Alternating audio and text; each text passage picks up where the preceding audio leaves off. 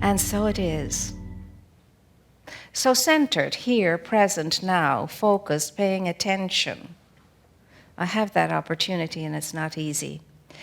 When for instance, in class, we would talk about confidentiality and the importance of it. And the way to become good at that beautiful skill and art is to practice it in ordinary, everyday, Monday things. Just don't pass on what people tell you, whether they say it's confidential or not. Because let me tell you, you and I know what's confidential and what's not. And the excuse, well, they didn't tell me to keep it confidential, is not an excuse. So that's how we practice any great virtue. We start with the ordinary, everyday things, you see. Same thing with being peaceful. Same thing with being loving. We don't wait until we're tried and tested by a person, place, or a thing, or a situation. We just want to develop and hone that skill now. In the ordinariness of life and living, in the everydayness of life and living. We just want to develop and grow these beautiful states of grace so that when we are challenged, it's an easy challenge for us, and we can meet it with grace and with ease. You see. But I think most of us are inclined to wait until our backs are flat against the wall and there's nothing else to do but try out this, and see if it works. And hope to God it works, you see. But if we're constantly in that state of being in cooperation with the flow of life, that's going to be, well, I won't say too easy, but easy enough for us when those things happen. And those things happen out of the blue. As we go through our lives, every single one of us in this room, I know, we've been sideswiped some way or another, and we've had to meet that straight on. And so the more we're poised we are, the easier it is for us not to get disturbed to the state of being frightened and scared. And that's what we always want to avoid. Because when we're scared and frightened and troubled and anxious, we don't make good decisions. We don't think the best of thoughts. And so we take longer to move through something than we need to. And so that's why every day is so extraordinarily amazing. Because it can be different to anything that was in yesterday or anything that's gone before, even though a history has built up and people have told me and I have told myself that my tendency is to whatever, bury my head in the sand, run away as fast as I can from things, put the responsibility onto everybody else. Whatever that habituation is that each one of us has, we can say no to that in a new day and say, well, that was yesterday. It's part of my history. I don't have to maintain the history, and I don't have to drag it with me into today or into tomorrow, and so on. I could see myself today as a new creation. I could just see myself fresh off the boat, so to speak. I've just landed here on planet Earth, And I could just start out like that and offload all that heavy garbage and luggage that I've been dragging around with me. I think all of us drag around a very weighty, heavy graveyard of dead stuff that's behind us, and all of those gravestones are really weighing us down. Imagine getting up every day and pulling that along with you into a new day and trying to do something new and different and better in the new day with all that weight kind of pulling you back. And that's what all of us have to some degree, that. So this could be the day for a great breakthrough for any one of us in this room. Today we could do that and be enlightened. It's not impossible. People have done it. If one person can do it, we all can do it.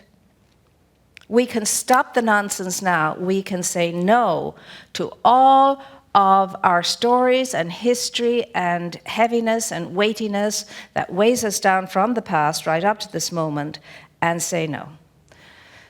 I'm a new creation today. I'm a new being. I'm going to feel light. I'm going to feel energetic. I am going to have this day as a holiday, which is a holy day. That's where holiday comes from, holy day. I'm going to make it a holiday. I'm going to make it a celebration day. I'm going to be as much fun and joy and lightness that I can be today. I don't care what's going on, and nobody's going to take it from me. I don't care. I don't care if I have picked the wrong line in the supermarket and everybody's crabby in it, and then the attendant goes off and comes back half an hour later. I don't care. That's not going to get me. It's not going to knock me off my intention today. My intention today is to have a celebration day. So I'll strike up a conversation with the people in line. Maybe tell them a joke I know that I can tell them. Maybe put a smile on a face. Maybe be interested in somebody else other than myself in the line. Who knows? I might start a chain of events here, domino effect. Because everything happens purposefully and everything happens for some good reason. There are no accidents. And so instead of saying, oh, Lord, I knew I should have got into that line because I just knew it. And here I am yet again, and look at the watch, look at the clock. I'm going to be late, whatever. What are you going to be late for? Where are you rushing to? What's the rush? Now, I have found for me, and I have to travel a lot, when the clock is ticking and I think, oh my gosh, I'm not going to make it. That important meeting I'm not going to make. I get very stressed, I get very anxious, and the traffic gets worse. But when I just relax, release it all, and let go and say, you know what? I'll get there when I get there, and this is what I'm known. I'm in perfect time, and everybody in the meeting is in perfect time, and everything is okay, and this is the way it's supposed to be. This is not my deliberate intent to be late. So relax. Listen to something. Always have a wonderful set of tapes with me, either of music or talks or whatever, which occupies me and gives me a chance to focus on something other than time. And every single time I manage to do that, it's always okay. Either somebody else is delayed, or everyone's delayed, or the traffic lifts just at the end and you get there just in time, or whatever, but it's always okay. It is always okay once I release the stress and strain around it, and I'm not anxious anymore, and I trust the creative process and knowing that whatever happens in a day is whatever happens in a day. And I only have control over what I have control over. And if I've taken control over what I have to be in control of, then the rest is not in my hands. So as the wonderful Buddhist teacher said, we worry too much about the things that we cannot do anything about. What sense does it make to worry about things that you cannot do anything about? We worry about the things that are in our control. So why are we worrying about the things that are in our control? That's what he said. So it doesn't matter what way it goes, we're worrying. We worry about what we can control, we worry about what we can't control, and none of it makes sense. It's just we worry. We could stop there. We worry. In Search of Intelligent Life in the Universe, there's a section in there all about worry. And the conclusion is, we worry. Let's stop it, because it is blocking us from enjoying a wonderful life and living in our lives, not existing through our lives, but living in our lives. So how alive were you to the moment and the day when you walked through those doors into this sanctuary? It's a rhetorical question. How alive were we? How alive did we feel? How gracious in our gratitude were we when we woke up this morning and realized we were given another gift, another day, wherein any great good thing could happen because you're in it and I'm in it, if we came into cooperation with it. I mean, come on. It's very jazzy to wake up every morning. So tomorrow morning, I'm commissioning us all, when we wake up, to put a smile instantly on our faces and to get out of the bed in spite of ouches or whatever, and not ouch. you see. Sophia Loren was asked the secret of her youthfulness, and my gosh, does she not look gorgeous, gorgeous. She said, I do not behave myself like an old person, and I certainly don't make old people's noises. Ouch. And that's how I do it. I don't fit that picture in my mind. I don't fit that picture in my... She said, you sit around and listen to the elders in the community, and it's so sad. If it's not their hip, it's their elbow. If it's not their elbow, it's their knee. If it's not their knee, it's their head. If it's not their head, it's their ear, whatever it is. And you watch them get up, and it's... Now, I know for those of us who has a hippie thing going, it's not funny. But at the same time, we could help ourselves, even though that might be in place until it heals. You go up and you say, okay, hip, here we go, you and I. Another day, a better day, a little more progress. You see, it's attitude, isn't it? It's just attitude. And let's face it, look at how badly we've been talking to our bodies over the years. Look at how disrespectful we have been to our bodies. I mean, when did you last praise your body, really praise your body and thank your body that in spite of all you're not doing to help it, it's working very hard to take care of you? And me too. Well, I noticed the difference when I started to do that. When I started to praise my body and thank my body and bless my body and apologize to my body for not being a better companion and giving it as much assistance and help as I could. Now we have a great relationship, me and my bod. So for goodness sake, you praise the plant and it makes a difference to the plant. You don't think it's not going to make a difference to your body? Of course it is. Get to love this thing called a body, respect this thing called a body, and praise this thing called a body. Because it is spirit in form. It is God dust in form. God energy in form. And it has a fantastic intelligence. And if we respect that intelligence and appreciate that intelligence, it will respond very, very well to us. Very well to us. Now listen, aging is not optional. We're all aging, maturing, like a good wine. However, growing old is optional. Growing old is optional. That's a choice and a decision we will make.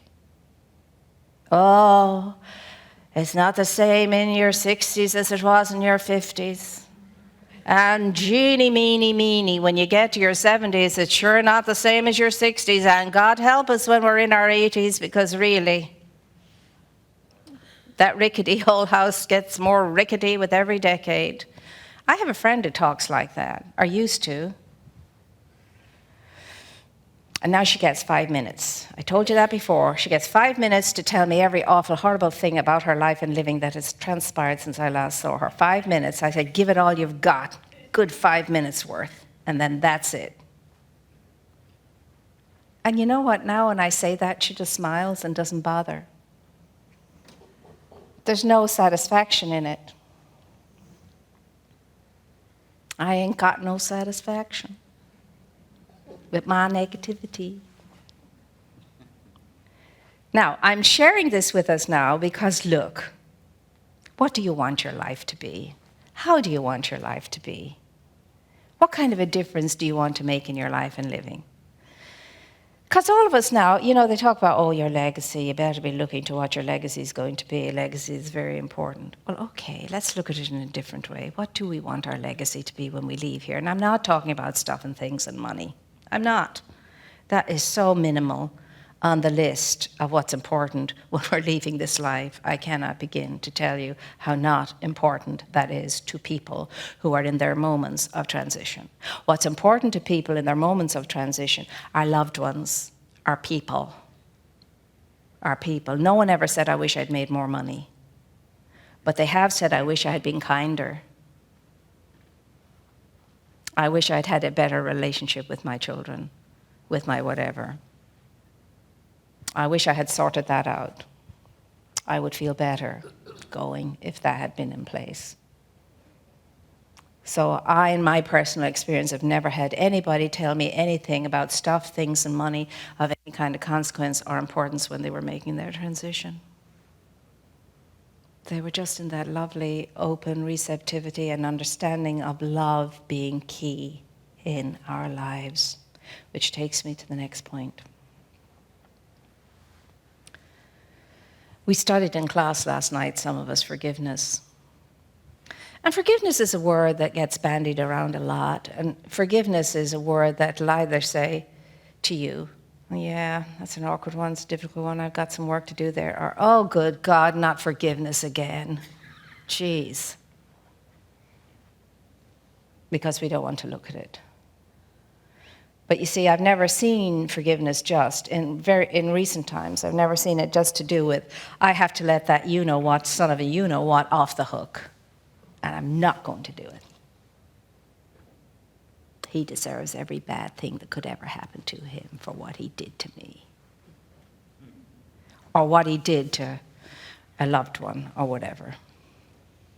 Well, yeah, I understand that. And there was a time when I used to think like that myself. I hope he gets his just desserts. I hope she gets her just desserts. Way back when, thank God, a long time ago. Can't believe now that I used to think like that. Because I didn't know any better. I didn't know that the law of life itself takes care of everything. And I don't ever have to be concerned about that. What I do know now is I have developed a compassion that surprises me at times, and I know it's not coming from me, it has to come from more than me, but a compassion that surprises me at times, that I look at somebody who has caused a lot of hurt in someone or others' lives, and I think, oh my gosh, what a hard way to live. And the consequences of that, oh my gosh.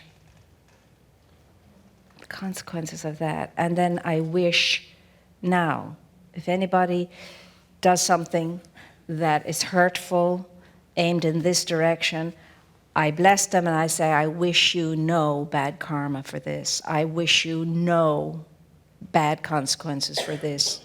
I bless you into a deeper understanding and realization of the truth of who and what you are. I support your healing. I don't wish badness for anyone, comeuppance for anyone, because when I do, I'm wishing that for myself, but that's not the reason. I was able to move into that before I realized, of course, if you did go there, Moira, you would be wishing that for yourself. And it's not something you can fake. And it's not something you can do before you're ready to do it, actually. You have to be in that disposition. And so it's like the Dalai Lama, you know, it's like any of the great ones who are able to forgive unforgivable things. Jesus, Father, forgive them, for they know not what they do, and it's true, we're so ignorant. Can we say that to the people that hurt us the most deeply? Forgive them, for they know not what they do. And I don't wish them any consequences, any bad consequences. But you know, natural law and supernatural law will take care of business anyway, so you don't have to worry about it. I mean, the law of the land is the law of the land.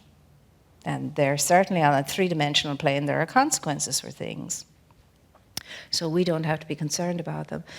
So if we are ailing, if we are sorrowing, if we are in sadness, if we are undergoing challenges and so on, the spiritual wisdom is look to yourself and see, is there any area in your life where you're still entertaining unforgiveness? Is there something in your life that needs forgiving? Beginning with yourself. Is there anything about yourself you need to forgive? Because again, as it came up in class last night, as some of the students here will share, we find it very, very hard to forgive ourselves a lot of the time. In fact, we're probably the most difficult person to forgive ourselves. And for me, in the experience I've had with myself and other people, I think it's because we dreadfully disappoint ourselves. And nobody can disappoint us like we can disappoint ourselves. And disappointing ourselves, that merges with annoyance with ourselves and irritation with ourselves and even anger with ourselves. And it becomes a whole hodgepodge. It's not just one thing. It's kind of a morass of all kinds of things. And the feelings and the thoughts we have and the self-identity we have about ourselves. Because for most people, and it's Psychology 101, you learn it in Psych 101, you know, there's the me that I am, as I experience myself. There's the me that I would love to be and know I can be and hopefully will be. And then there's the me that other people know me as. So you have these different kind of personality traits running around within us saying, identify with me, identify with me, identify with me. And the one we more identify with is the one we play out.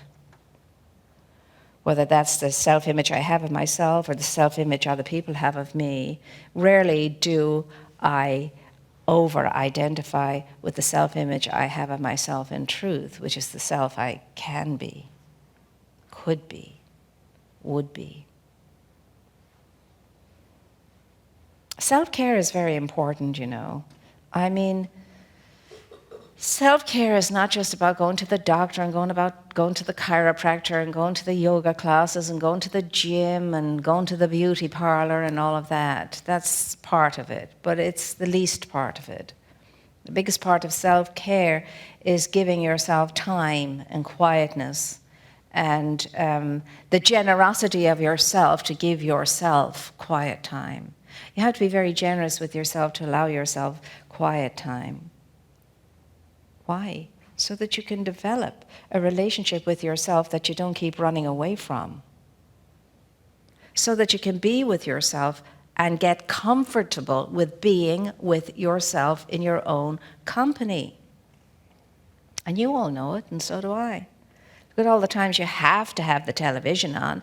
You have to have some music on. You have to be doing this in some way or another. You have to be distracting yourself.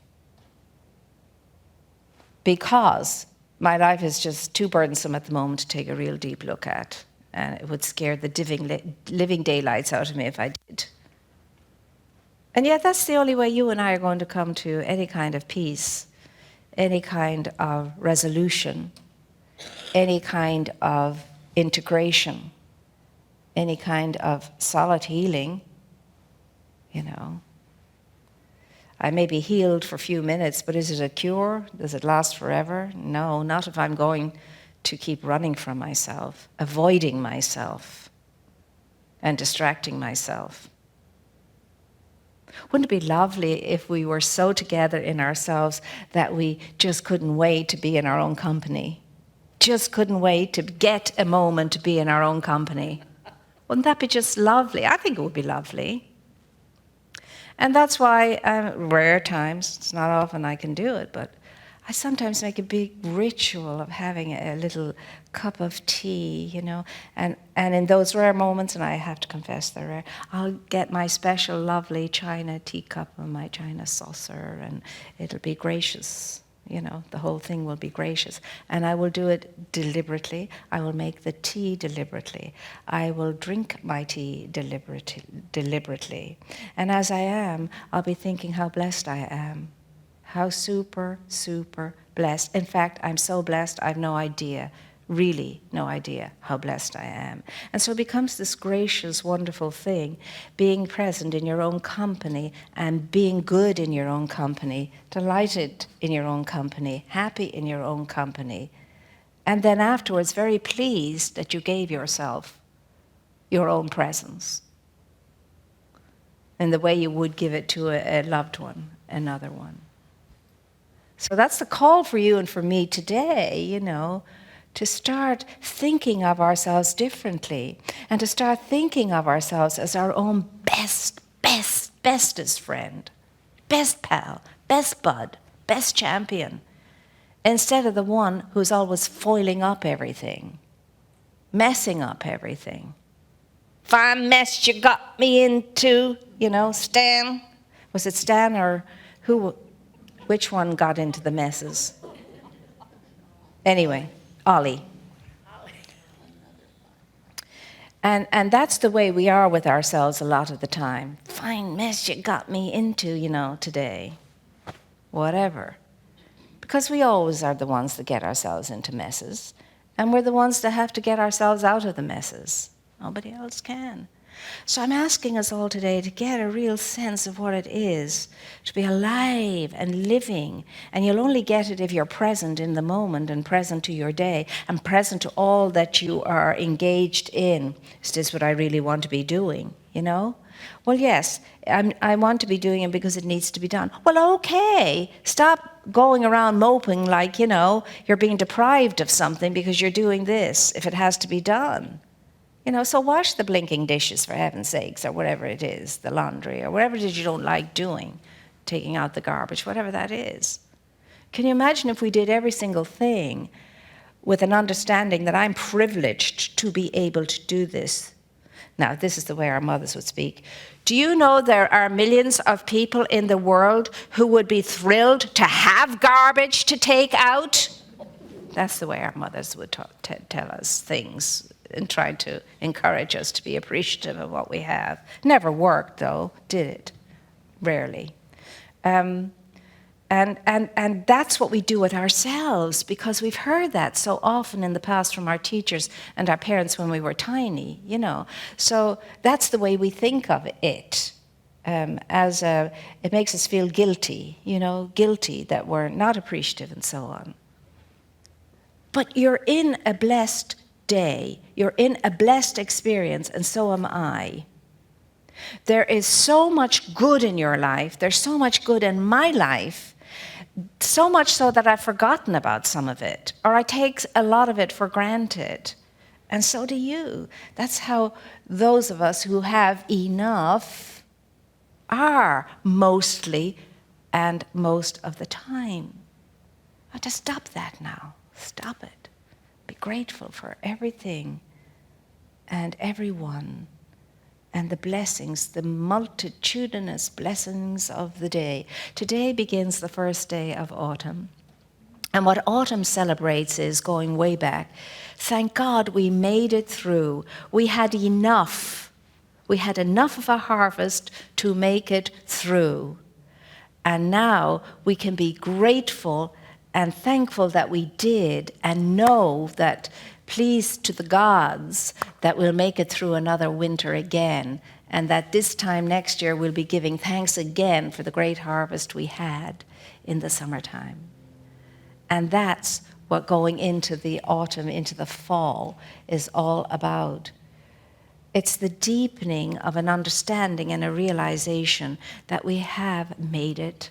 We've made it. We've made it to this point, and we've had enough, and the enough was plenty, and because it was, we can be happy and celebrate and be glad and trust the divine providence to help us to do as well in the coming winter and in the coming year of sowing again, and the cycle will begin all over again.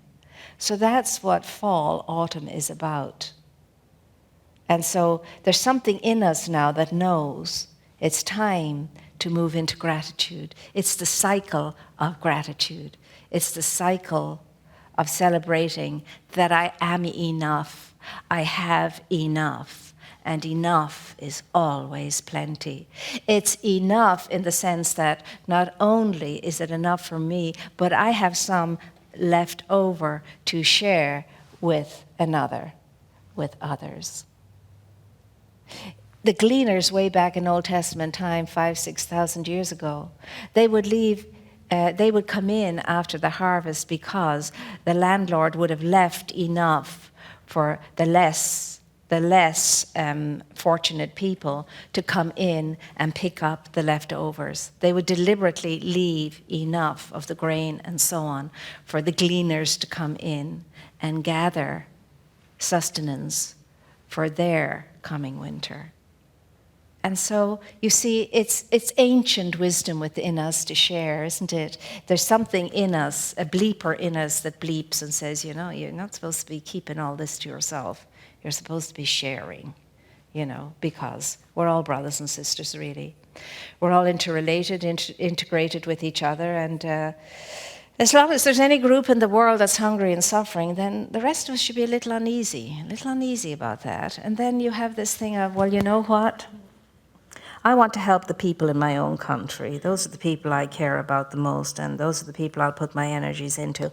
I say that's beautiful, and thank you for doing that, those of us who do that. But some of us know that that is not enough, that if everybody was to think that, the people in lesser circumstances would be really in a bad way. So there's no right and wrong about this. Some of us are called to help locally. Some of us are called to help globally. Some of us are called to help the animals, the animal kingdom.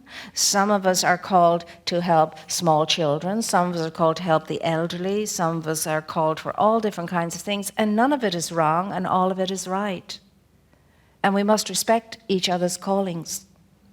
You know, I've heard people say, how can you give so much money to the animal shelter when there are children going hungry?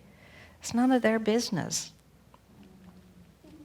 Somebody has their individual calling to whatever touches their heart, and they're helping as best that they can help. So that's not a call that any of us should make.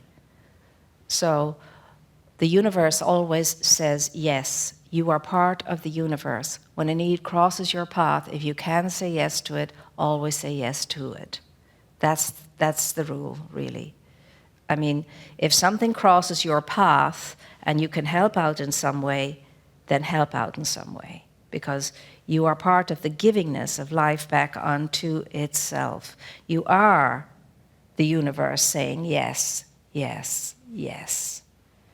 And it's like one tycoon many years ago, and I may have mentioned that already, who was asked what was the success of his, multi-fortunes and so on, and he said, well, some time back, he said, I made up my mind that for a day, I would say yes to everything. Just for a day, I would say yes. And I've been doing that ever since. And because I have, that's what I have now. That's what he attributed to. I always endeavor to say yes to life when it shows up, however it shows up.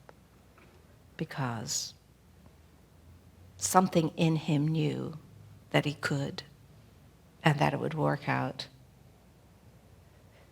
But it takes a mentality that is not prone to going into scarcity to do that.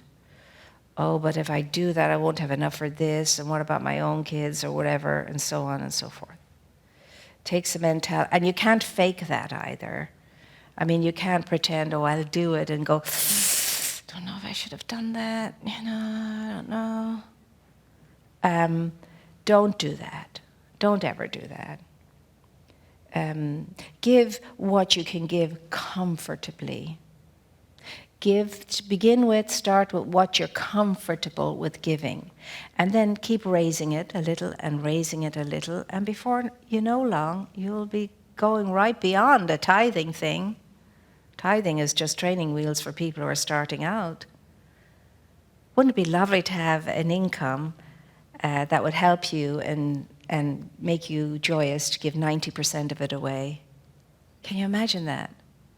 We ought to be able to imagine that. That's what I tell myself all the time. Look forward to the day when you give 90% of your income away. And people are saying, oh yeah, for God's sake, smell the coffee. I say, no, I don't like coffee, so I'm not going to smell it. I'm a tea drinker. You are amazing. You have an amazing capacity for greatness, great good. You have the ability within you to flourish, to thrive, to be such an upliftment on this plane. That's why you're here. You made it. Can you believe out of all of the bazillions of infinite possibilities, you made it into life and living? The odds were so stacked up against you. You couldn't even believe what the odds were. And yet you made it. You made it in. It's your biggest accomplishment of all of your eternal life, to have made it into life and living. And you did. Now, what are we doing with it? Are we doing all that we can do with the gift that we have been given?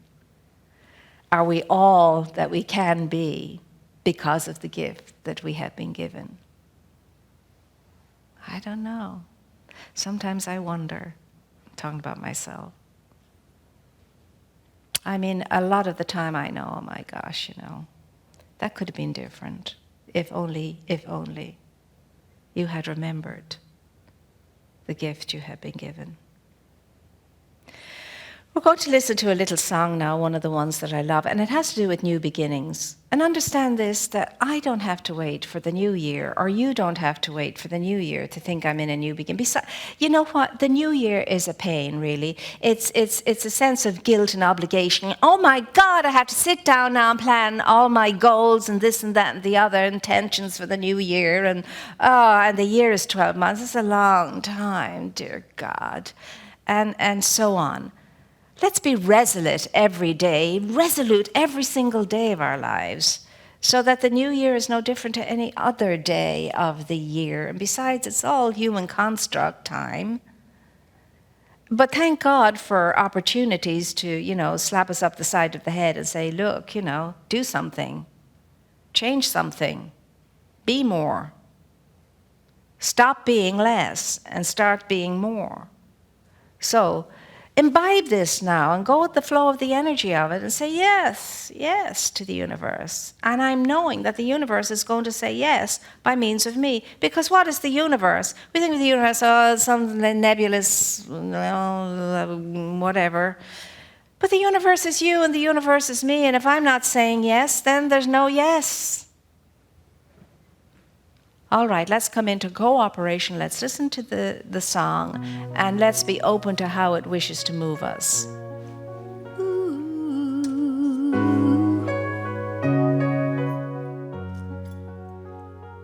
Now I let myself have a new beginning. I'm moving on to a brand new life. It's okay for me to step ahead. So I step ahead to my new beginning.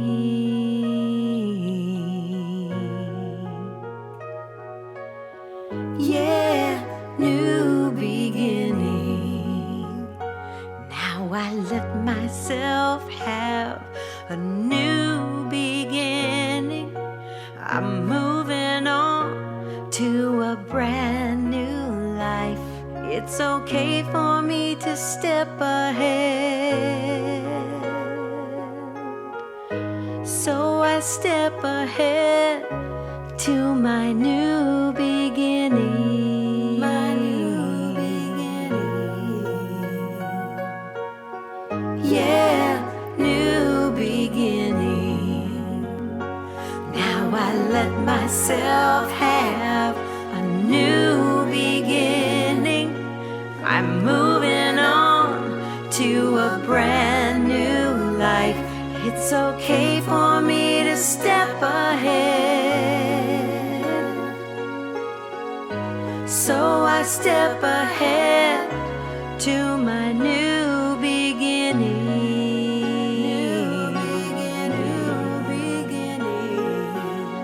Yeah, new beginning.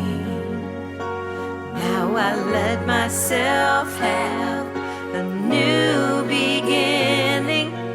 I'm moving on to a brand new It's okay for me to step ahead.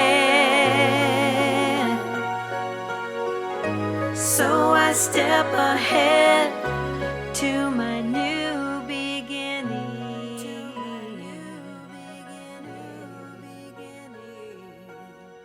Yeah, new beginning. And so it is. Are we on? Are we on for a new beginning? A brand new me. Because I don't know about you, but I'm ready for it. Do you ever get sick and tired of yourself sometimes? I tell you, we're not easy, are we? And the one that gives us the most trouble in our lives, guess who it is? But we're beautiful and we're wonderful. And you know, the greatest thing is that we can laugh and we can smile. And it's just in laughing and smiling at yourself that you lighten it and brighten it anyway. So, my dear ones, I know you're going to go out there and have a bright afternoon, and I know that everybody around you, as a consequence of that, will be brightened and lightened too, because that's how energy works. And understand this. It's not about you thinking what you're thinking secretly about someone or anybody, or judging somebody secretly or quietly. There's no such thing as secret, because it's all to do with energy, and the thoughts in your head will be changing energy for the better or the worse. And so your energy is going to be felt one way or another wherever you are, and it'll speak louder than words. So let's watch our energy, because it truly is all about keeping your energy high so that you can stay in a heightened sense of awareness yourself and bring the energy around you up higher too. Because your energy is going to bring energy down or bring energy up, one way or another, but your energy is always moving. It's always moving. It's always in a state of flux. And it's affecting all energy as a result of that. So you and I want to, have that beautiful energy that kind of converges into that sort of integrative, sort of beautiful coalescence of peace and tranquility and joy and celebration. So we'll finish the way we always do, with our little ritual of giving and receiving. We give something, we receive something.